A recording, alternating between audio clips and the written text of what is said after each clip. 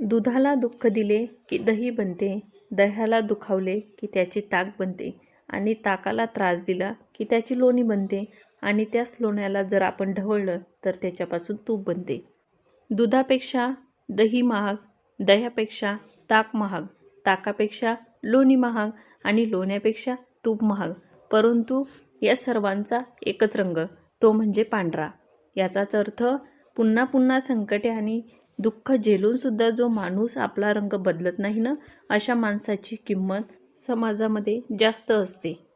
दूध हे उपयोगी आहे, पण ते एका दिवसात नसते. दुधाचे विरजन दही हे 2 ते 3 दिवस टिकते. दह्याला घुसळले तर ताक 3 दिवस आरामात टिकते.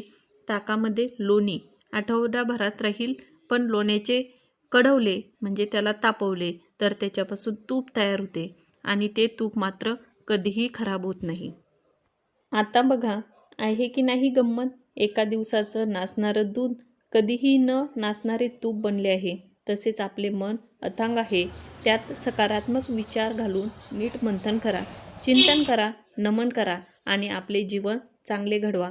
म्हणजेच कधीही न हरणारे एक व्यक्तिमत्व.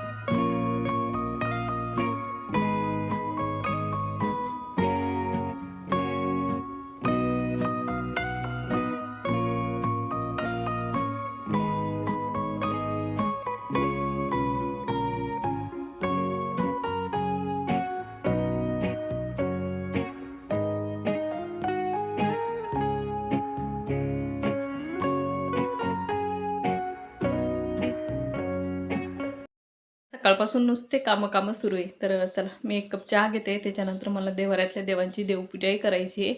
तर चला, मी आता पटकन एक कप चहा घेते. त्याच्यानंतर छान अशी पूजा करून घेते आणि स्वामींचाही आज अभिषेक घालायचा आहे, तर ते सुद्धा करून घेते. तर चला, पहिले चहा घेते आणि चहा घेतल्याच्यानंतर परत बोलते.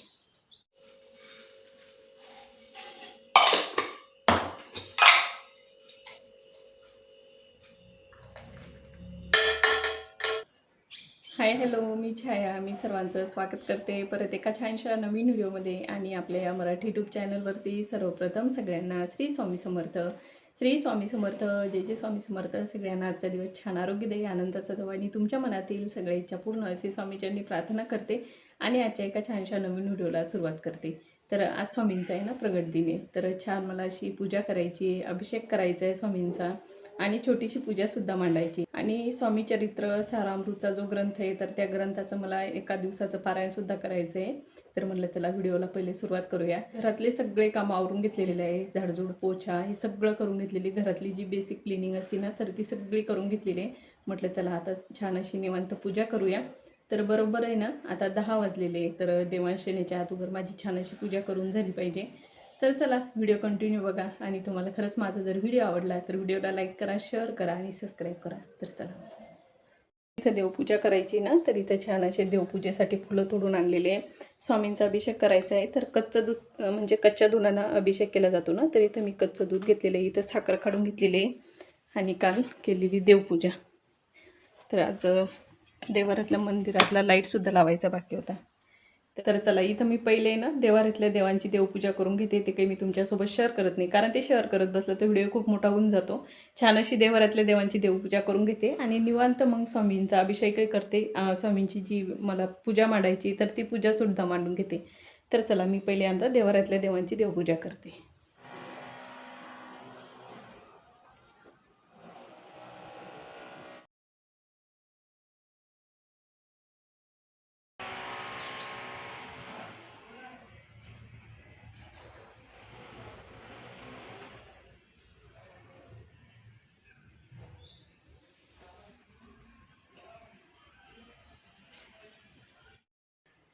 तर इथं माझी छान अशी देवाऱ्यातल्या देवांची देवपूजा करून झाली, तुळशीची पूजा करून झालेली आहे.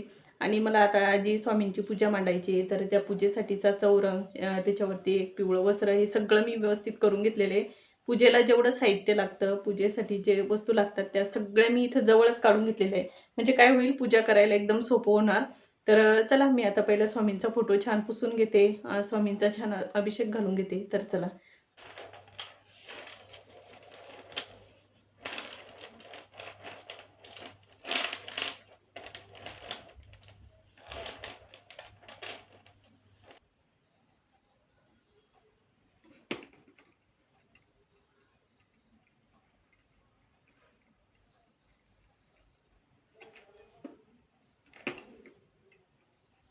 तर इथं तुम्ही पाहिलं असेल तर इथं मी स्वच्छ फोटो पुसून घेतलेला आहे आणि त्याच्यानंतर स्वामींना इथं मी तिलक लावत होती.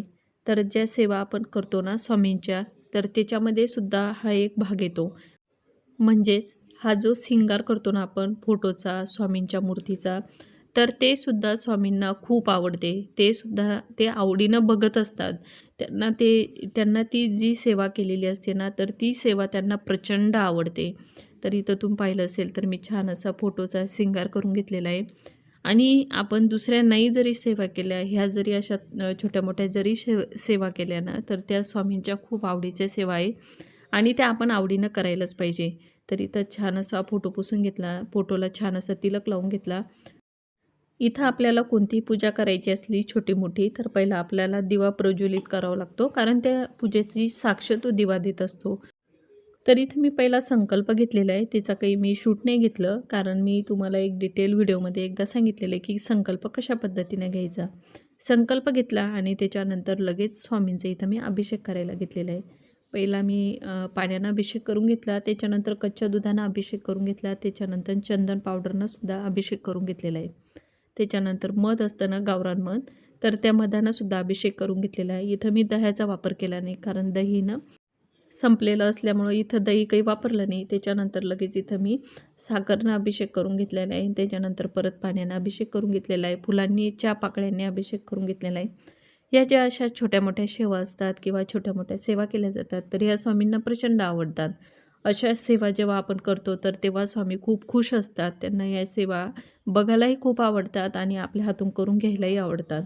तर इथं मी लगेच स्वामींना छान असा शृंगार करून घेतलेला आहे. इथं मी नागवेलीचे पानं लावले एका प्लेटमध्ये आणि त्याच्यावरती स्वामींची मूर्ती टेकवली आणि फुलांनी थोडंसं सजवून घेतलेलं आहे. त्यांना चंदन पावडर लावलं, त्याच्यानंतर अष्टगंध लावला, त्याच्यानंतर त्यांना थोड्याशा अक्षदा लावून त्यांच्या माथ्यावरती एक मी छोटासा मुकुट ठेवलेला आहे.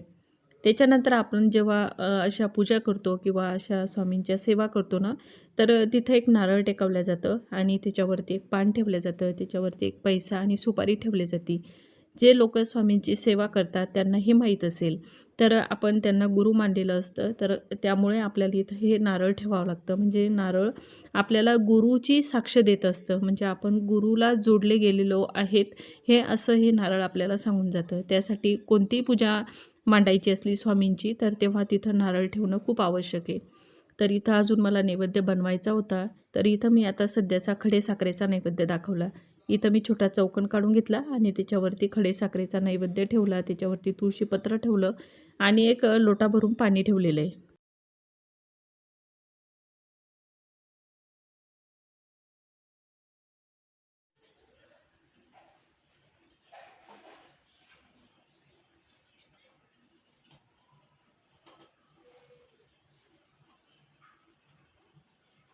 इथे माझी सगळी पूजा व्यवस्थित मांडून झालेली होती. त्याच्यानंतर लगेच इथं मी माळ करायला घेतलेली आहे. तशा मी 3 माळी करत असते, पण यावेळेस मी 11 माळींचा जप केलेला आहे. माझ्याकडं खूप सारा वेळ होता, कारण देवांशला यायला अजून बराचसा वेळ बाकी होता ना.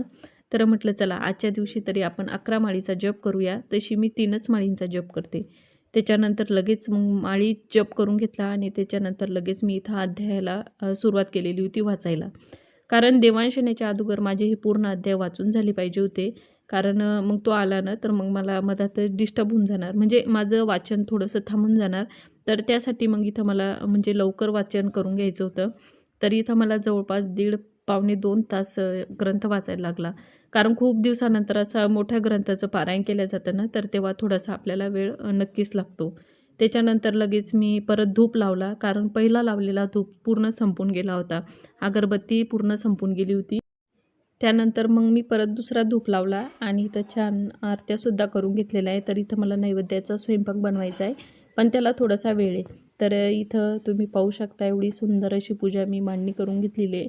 आणि जेव्हा केव्हा आपण अशा छानशा पूजा घरामध्ये मांडतो, तर तेव्हा घरातलं वातावरण एकदम प्रसन्न झालेलं असतं. घरात एकदम वेगळंच वातावरण तयार होतं.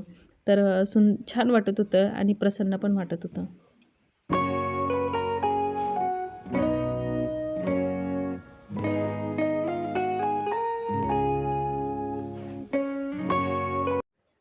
तर इथं मी पहिले लोणी बनवायला घेतलेलं आहे. म्हणजे मला तूप बनवायचं होतं. तूप संपलेलं होतं ना, तर मग मला स्वयंपाकामध्ये तुपाची गरज होती, कारण वरण भात बनवायचा होता ना, तर मग त्याच्यासाठी तूप लागणार होतं. तर इथं मग मी सकाळीच ना लोणी बाहेर काढून ठेवलेलं होतं. लोणी बनवण्यासाठी सहसा मी मिक्सरचा वापर काही करत नसते, हातानंच लोणी बनवत असते. सकाळीच ना लोणी असं बाहेर काढून ठेवत असते आणि दीड 2 तासानंतर आहे ना ते लोणी असं हातानं फेटून घेत असते. म्हणजे चांगलं फेटून घ्यायचं 10 ते 15 मिनटं आणि त्याच्यामध्ये एकदम थंडगार पाणी ॲड करायचं. तुम्ही इथं पाहू शकता एकदम असा घट्टसर लोण्याचा गोळा बनून तयार होतो. जेव्हा आपण मिक्सरचा वापर करतो ना, तर त्या भांड्यातून ते लोणी बाहेर येतं, थेंब इकडं तिकडं उडतात, मिक्सरचा पॉट भरतो, मिक्सरही भरतं, म्हणजे बराचसं त्याच्यामध्ये ना भांडे पडतात. पण इथं मी 1-2 भांड्याचाच वापर करते. तुम्ही इथं पाहिलं असेल तर इथं छान असं लोणी बनवून लगेच तूपसुद्धा तयार झालेलं होतं. तर मी आता तूप थंड होऊ देते आणि त्याच्यानंतर लगेच मग इथं मी डब्यामध्ये तूप भरून ठेवणार.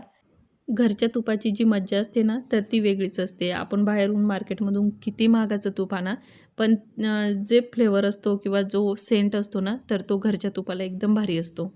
तर इथं माझी छान अशी पूजा करून झालेली आहे. ग्रंथसुद्धा वाचून झालेला आहे. तर मला आता ग्रंथाला नैवेद्य दाखवायचा आहे. तर नैवेद्यामध्ये मी वरण भात, बटाट्याची भाजी, बटाटे मी सकाळीच उकडायला टाकलेले होते, म्हणजे कसं मग पटकन भाजी म्हणजे बनवता येणार. आणि इथं सकाळी ना भेंडीची भाजी बनवलेली होती, तर ती भाजी थोडीशी मी नैवेद्यामध्ये ठेवणार आहे. आणि एखादा गोड पदार्थ पाहिजे ना, तर श्रीखंड घेऊन आलेले देवांचे पप्पा, तर मग मी गोड म्हणून श्रीखंडच ठेवणार आहे.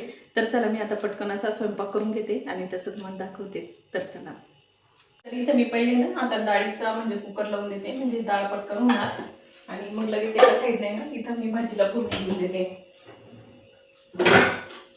आलूची भाजी बनवायची ना, तर मग एका साईडने लगेच इथं आलूच्या भाजीला सुद्धा फोडणी देऊन देते. पहिले वरण लावून देते, म्हणजे डाळ लावून देते. तर इथं आलूच्या भाजीसाठी ना कढीपत्ता पाहिजे, तर इथं मी कढीपत्ता घेऊन जाते. आणि तुम्ही पाहू शकता एकदम छान असं हे कढीपत्त्याचं झाड झालेलं आहे आता.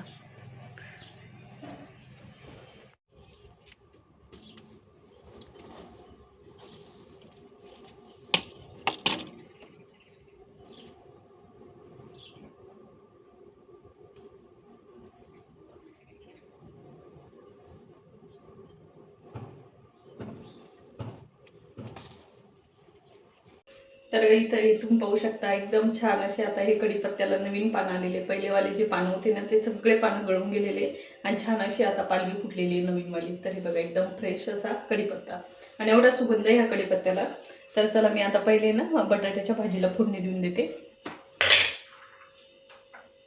लसण कसा मी थोडासा जास्तीचाच सोलून ठेवत असते, म्हणजे वेळेवर कसं मग आपल्याला पटकन भाजी बनवायची असली तर मग पटकन घेता येतो. आणि सोलायचं म्हटलं की मग त्याच्यात वेळ पण जातो आणि तेवढा वेळ पण नसतो सोलायला. तर इथं मी कधी कधी काय करत असते, थोडंसं जास्तीचं आहे ना लसण सोलून ठेवत असते.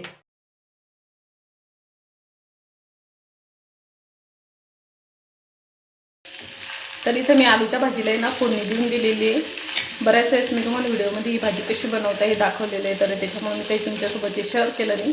तर चला मी आता पटकन ना पोळ्यासुद्धा टाकून घेते. तर इथं मला वरणाला तडका द्यायचा होता ना, त्याच्यामध्ये मी थोडंसं तेल ॲड केलेलं आहे. जिरा मोहरी आणि थोडासा कढीपत्ता टाकून ना थोडंसं मी फोडणीचं वरण बनवणार आहे.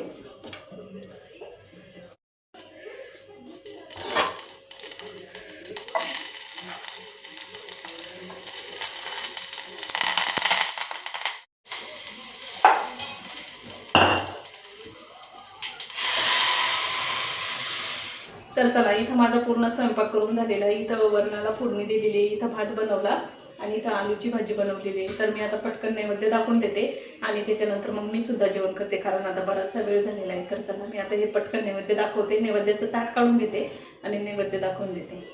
नैवेद्याचं ताट काढून घेतलेलं आहे. इथं मी वरण घेतलं, इथं बटाट्याची भाजी, भेंडीची भाजी, श्रीखंड, पोळी आणि वरण भात. तर चला मी आता पटकन नैवेद्य दाखवून देते.